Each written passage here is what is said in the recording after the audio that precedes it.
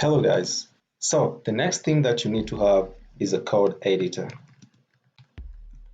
So what is a code editor? A code editor is where you write code. As you can see here, there are a lot of code editors. There's Atom, there's Sublime, Notepad, Brackets, Vim, Emacs, TextMates, and the list goes on. There are a lot of code editors that you can find, and I would really recommend that you use VS Code, which is really cool. You can also use your code editor of choice, but I would really prefer that you use Visual Code. Just go to the site. Okay, so you go to VS Code.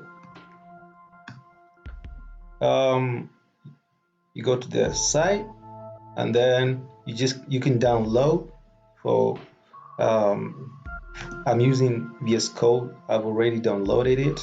You can see it also supports Mac OS, Windows, and Linux. Make sure that you install the code editor, and if you have any issue, just leave out a comment and I'll check it out and help you out.